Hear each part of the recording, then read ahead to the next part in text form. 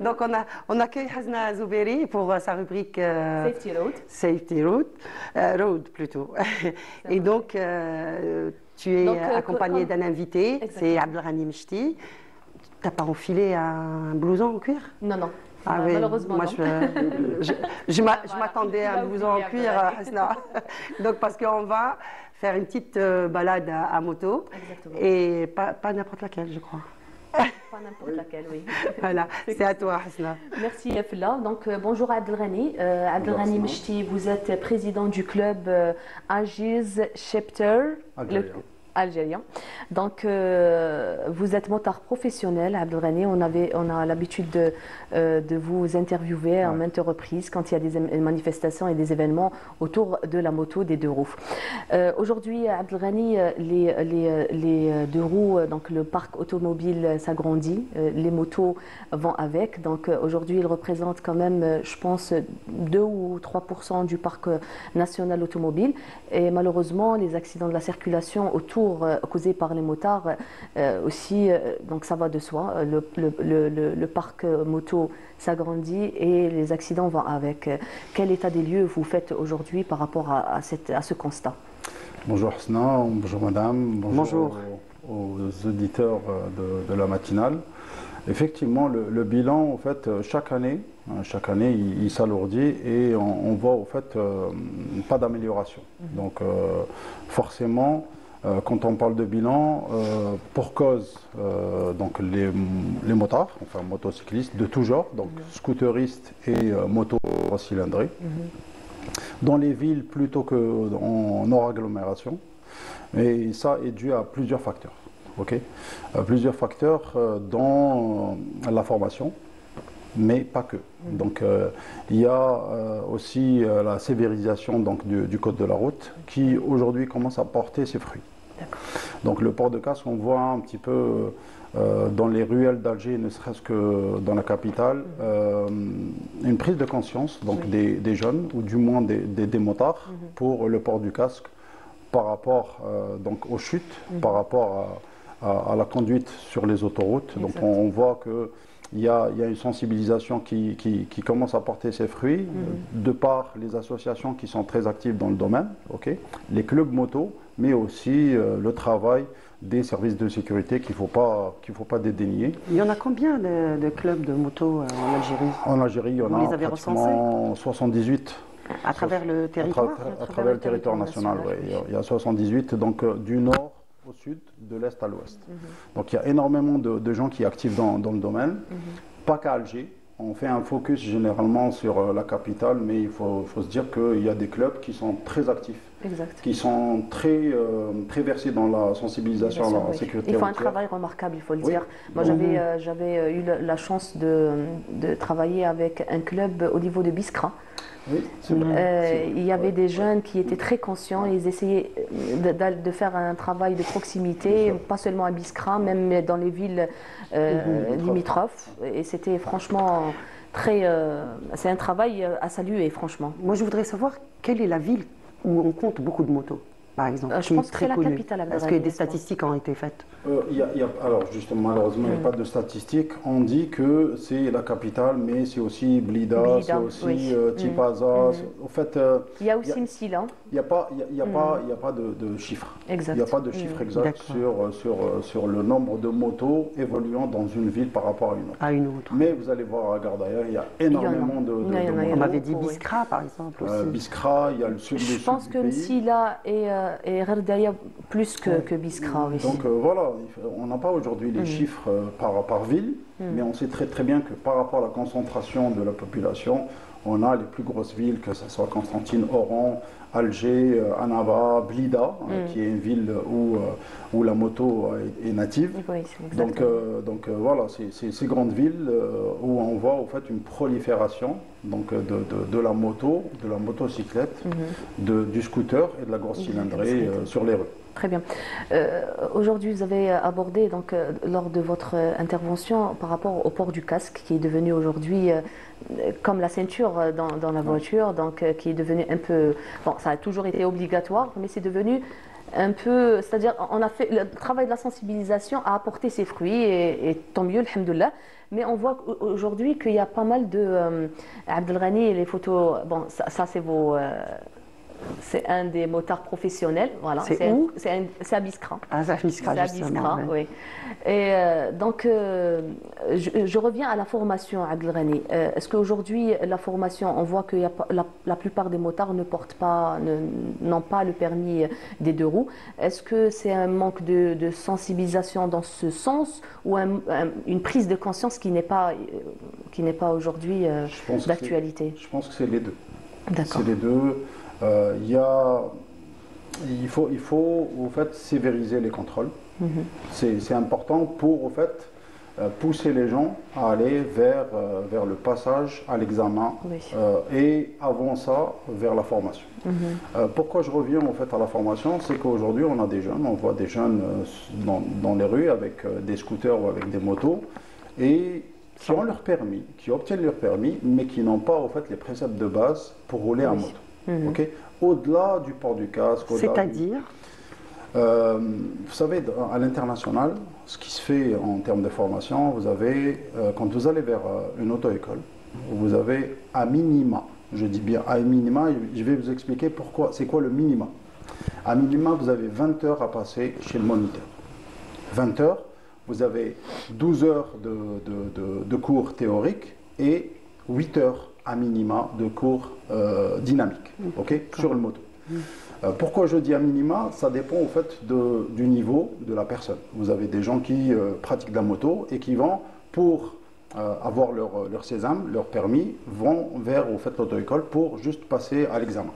Et c'est au fait au moniteur de juger du niveau du candidat pour savoir est-ce qu'il lui fait passer 4 heures de plateau ou est-ce qu'il a besoin de plus d'heures de travail sur le plateau pour justement améliorer ses capacités ou ses aptitudes à maîtriser la moto. Oui.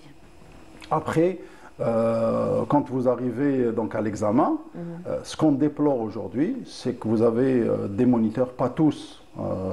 Je ne suis pas là pour apporter un jugement de valeur sur les moniteurs ou sur les auto-écoles, mais vous avez des moniteurs qui sont assis dans leur voiture et qui vont dire au fait au candidat va faire un tour en moto, dès qu'il le voit faire un tour, c'est bon, tu as ton permis. Or que non.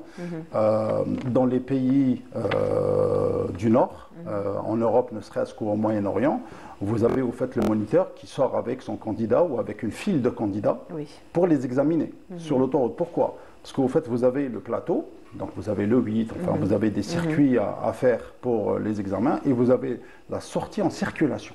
Oui, c'est-à-dire que la mise en examen sur route. Et c'est là où on va juger est-ce que le candidat... les autres automobilistes pour savoir comment ils réagissent. Bien sûr, parce que lorsque vous sortez du circuit d'examen, vous allez au fait lancer ce jeune homme ou cette jeune fille sur les routes. Et donc forcément, un examinateur ne peut pas juger au fait de l'aptitude de la personne à l'obtention du permis sur un circuit uniquement. Exact. Donc au fait, ce qui se fait ailleurs, on pourrait éventuellement l'adapter en Algérie, ce qui n'est pas le cas. Ça commence, Abdelghani. Moi, personnellement, j'avais réalisé un reportage la saison dernière et j'avais interviewé pas mal de moto-écoles. Je me suis même déplacée dans un circuit d'examen. Je pense qu'il y a cette prise de conscience que les moto-écoles doivent s'investir davantage dans la formation pour un peu diminuer ces accidents de la circulation. Tout comme vous, d'ailleurs, pour faire un peu la liaison. Donc, le phénomène des accidents de la circulation s'est intensifié ces dernières années. Les motos se sont transformées en machines de mort, malheureusement. Et que fait votre club aujourd'hui pour essayer de dissuader ces inconscients, Abdelghani?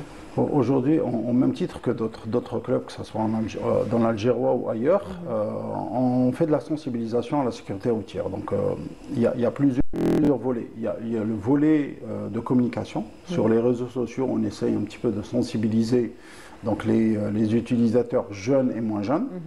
On essaye d'initier des exercices de conduite qu'on essaye de communiquer pour justement apporter au fait un savoir-faire donc à cette communauté.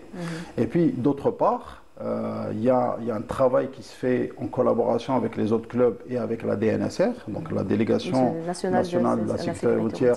À 2-3 reprises, on a fait des événements où on a collaboré avec la délégation pour justement faire des journées de sensibilisation. Mais ce n'est pas suffisant. Pourquoi? Parce qu'au fait, les journées de sensibilisation sont faites uniquement dans le nord, donc pour ne pas dire Alger. Oui. Okay?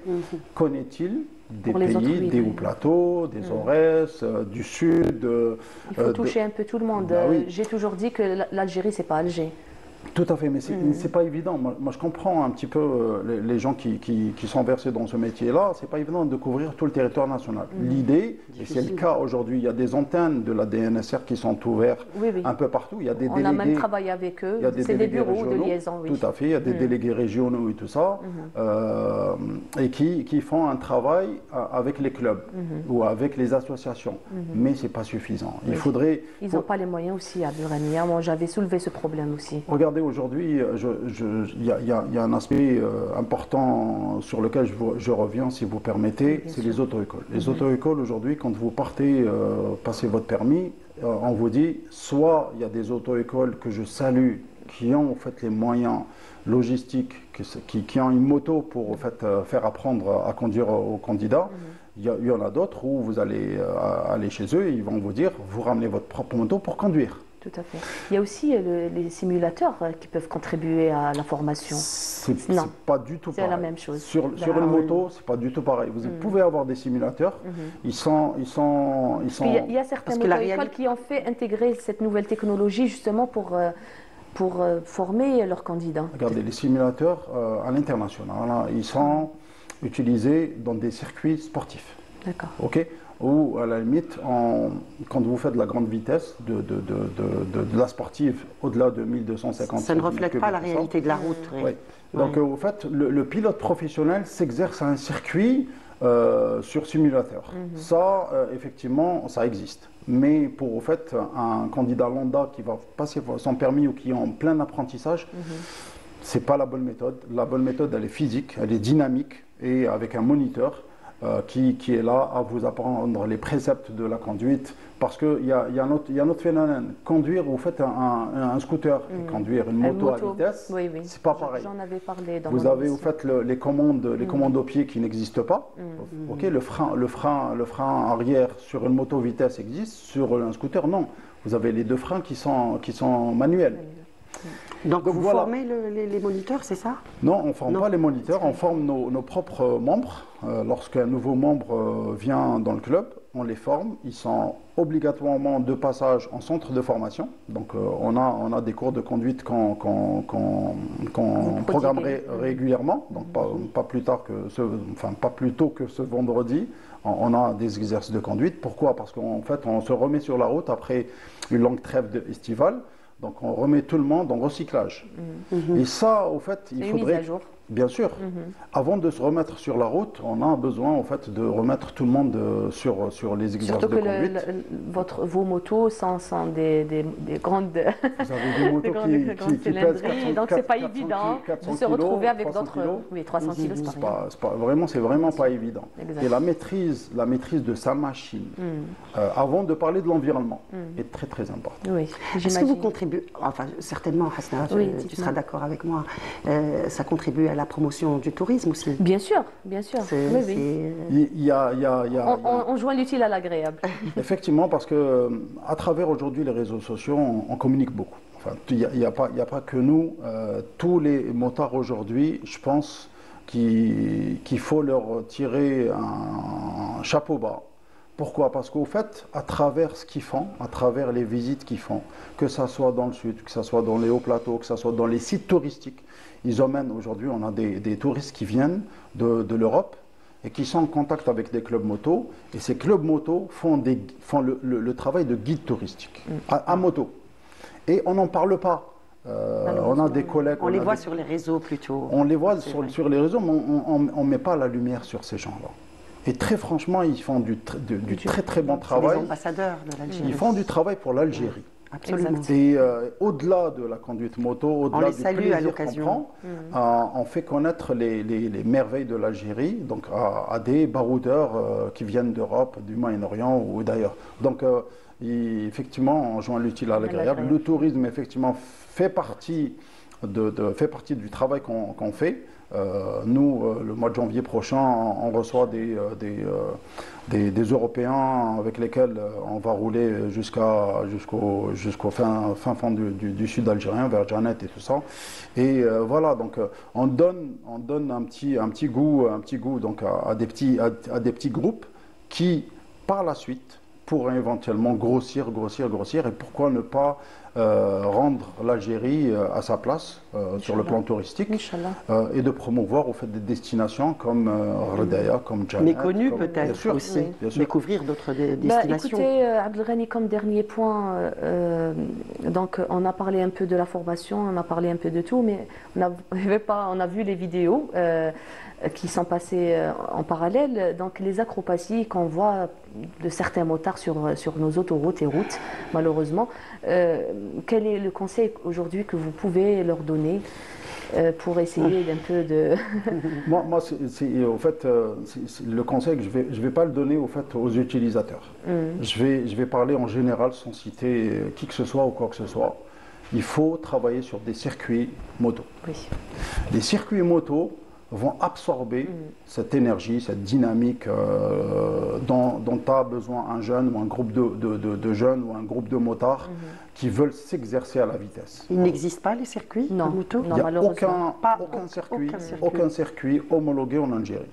Vous savez, vous traversez la Méditerranée, vous avez un jeune qui a la même moto qu'un Algérien, sportif, et au fait qu'il prend sa moto sur une remorque, qui va dans un circuit, il va en voiture, il va dans un circuit, il va faire descendre sa moto, il va payer l'accès au circuit, il va faire 2 tours à 300 km/h dans un circuit homologué, il risque absolument rien du tout, il va avoir au fait son pic d'adrénaline, il va remettre sa moto sur sa voiture, il va rentrer tranquillement chez lui. D'accord.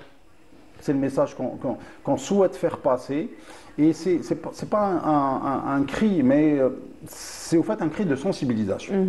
Il faudrait que les pouvoirs publics puissent éventuellement regarder ce qui se passe sur les routes et trouver des alternatives, trouver des solutions. On est là, on est ouvert à apporter notre petit savoir-faire et notre contribution, donc pour justement faire baisser le taux d'accidentalité sur les routes algériennes. Merci beaucoup Abdelghani d'être là aujourd'hui avec nous, de partager votre expérience et vos conseils aux deux roues. Merci beaucoup. C'était très instructif en tout cas. Merci madame. Mais j'aimerais commander un gilet comme vous. Avec plaisir. Merci beaucoup.